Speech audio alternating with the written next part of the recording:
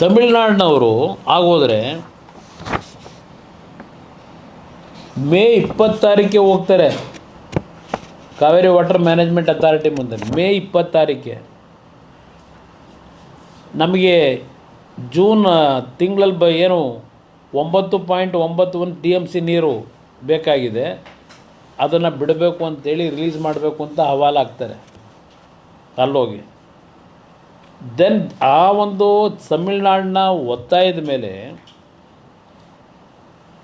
June 23 Kaveri water management authority ಅವರು ಕರ್ನಾಟಕಕ್ಕೆ remind ಮಾಡ್ತಾರೆ, ಈ 9.19 TMC ಜೂನ್ ಮಂತ್ಗೆ ಮತ್ತು ಜುಲೈ ತಿಂಗಳಿನಲ್ಲಿ 31.24 TMC ಏನು ಬಿಡಬೇಕು ಅದರ ಬಗ್ಗೆ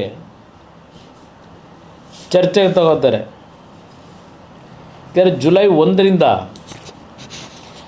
ಯಾವೊಂದು ಮಳೆಯ ಒಂದು ರೈನ್ಫಾಲು ಇನ್ಫ್ಲೋ ಶುರುವಾಗ್ತದೆ, ಆ ಹಿನ್ನೆಲೆಯಲ್ಲಿ ಇದಕ್ಕೆಲ್ಲ ಅವರು ತಮಿಳ್ನಾಡವ್ರು ಮೊದಲೇ ಹವಾಲು ಹಾಕತ್ತಾರೆ. ಜುಲೈ 11 ತಮಿಳ್ನಾಡವರು ಕಾವೇರಿ ವಾಟರ್ ಮ್ಯಾನೇಜ್ಮೆಂಟ್ ಅಥಾರಿಟಿಗೆ ಕಾವೇರಿ ಯುಟಿಲೈಸೇಷನ್ ಬೆಂಗಳೂರಿಗೆ ಏನಿದೆ ಅಂತಕ್ಕಂಥ ಅಕೌಂಟ್ ಕೇಳ್ತಾರೆ ಜುಲೈ 11ರಲ್ಲಿ. ಜುಲೈ 15 ಕರ್ನಾಟಕ ಸರ್ಕಾರ CWRCಗೆ ಹೇಳ್ತಾರೆ, ರೆಗ್ಯುಲೇಟರಿ ಅಥಾರಿಟಿಗೆ, ನಾವು ರಿಲೀಸ್ ಮಾಡೋಕ್ಕಾಗಲ್ಲ, ನೀರು ಕಡಿಮೆ ಇದೆ ಅಂತ ಹೇಳ್ತಾರೆ. ಜುಲೈ 15 CWRC ಅವರು ಏನೂ ತೀರ್ಮಾನ ಮಾಡಲ್ಲ ನೀರು ಬಿಡ್ತಕ್ಕಂಥ ವಿಷಯದಲ್ಲಿ, ಅದನ್ನು ಮೀಟಿಂಗ್ನ ಡೆಫರ್ ಮಾಡ್ತಾರೆ. ದೆನ್ ಜುಲೈ 22, 23 ಎಗೇನ್ ತಮಿಳ್ನಾಡು ಅವರು ಅವ್ರಿಗಿರ್ತಕ್ಕಂಥ ವಾಟರ್ ಶೇರಿನ ಶಾರ್ಟ್ ಫಾಲು ಏನಿದೆ ಅದ್ರ ಜೊತೆಗೆ ಅಲ್ಲಿ ನೀರಿನ ಸಮಸ್ಯೆ ಇದೆ ಅಂತೇಳಿ ಅವರು ಒತ್ತಾಯ ಆಗ್ತಾರೆ 22, 23. ದೆನ್ ಜುಲೈ 23 CWMA ಅವರು CWRCಗೆ ಏನೇನು ಪರಿಸ್ಥಿತಿ ಅಂತಕ್ಕಂಥ ಒಂದು ಮಾಹಿತಿ ಕೊಡಿ ಅಂತೇಳಿ ಅವ್ರಿಗೆ ಡೈರೆಕ್ಷನ್ ಕೊಡ್ತಾರೆ.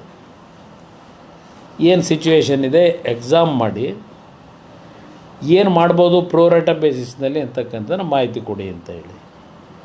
ಜುಲೈ 28 3,000 ಕ್ಯೂಸೆಕ್ ನೀರು 3,500 ಕ್ಯೂಸೆಕ್ಸ್ ನೀರನ್ನ 15 ದಿವಸ ಬಿಡಿ ಅಂತ ಆದೇಶ ಆಯಿತು. ಇದು ನಡೆದಿರ್ತಕ್ಕಂಥ ರೀತಿ. ಇಲ್ಲಿ ಪ್ರಶ್ನೆ, ನಮ್ಮ ರಾಜ್ಯ ಸರ್ಕಾರ ಈ ಒಂದು ವಿಷಯಗಳಲ್ಲಿ ನಾವು 3 ವರ್ಷದ ಮುಖ್ಯಮಂತ್ರಿಗಳಿಗೆ ಹೇಳ್ತಾರೆ, ಪಾಪ ಪಾರದರ್ಶಕತೆಯಿಂದ ತೀರ್ಮಾನ ತಗೋತಾರಂತೆ ನಮ್ಮ ಮುಖ್ಯಮಂತ್ರಿಗಳು. ನಮ್ಮ ರೈತರ ಹಿತವನ್ನು ಗಮನದಲ್ಲಿಟ್ಕೊಂಡು ಎಷ್ಟು ನೀರು ಬಿಡಬೇಕು ಅಂತಕ್ಕಂಥ ಪಾರದರ್ಶಕತೆಯನ್ನು ಅಳವಡಿಸ್ಕೊತೀನಿ ಅಂತಕ್ಕಂಥ ಪಾಪ ನೆನ್ನೆನೂ ಹೇಳಿದ್ದಾರೆ. ನಾನು ಆಗಸ್ಟ್ 2 ಸಭೆಯಲ್ಲಿ ಸರ್ಕಾರಕ್ಕೆ ಒಂದು ಎಚ್ಚರಿಕೆ ಅವತ್ತೇ ಕೊಟ್ಟೆ. ನಾನು ಇವತ್ತು ಏನು ನೀವು ಕರೆದಿದ್ದೀರಿ ಈ ಸಭೆ,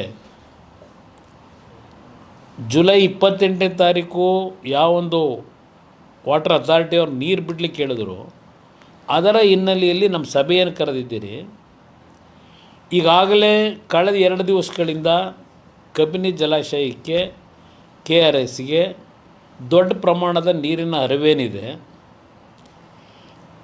ಇದರ ಮೇಲೆ ಈಗಾಗಲೇ ಕಬಿನಿಯಿಂದ ನೀವು ಪ್ರತಿನಿತ್ಯ 25,000 ಕ್ಯೂಸೆಕ್ಸ್ ನೀರನ್ನು ಬಿಡ್ತಾ ಇದ್ದೀರಿ.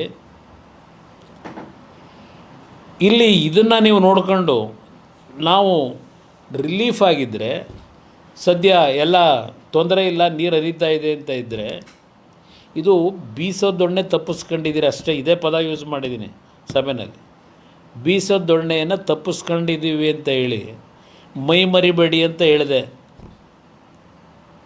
ಏಕೆಂದರೆ ಮುಂದಿನ ಆಗಸ್ಟ್ ನಂತರ ಮತ್ತೆ ಪುನಃ ನೀರು ಬಿಡಬೇಕಲ್ಲ ನಾವು,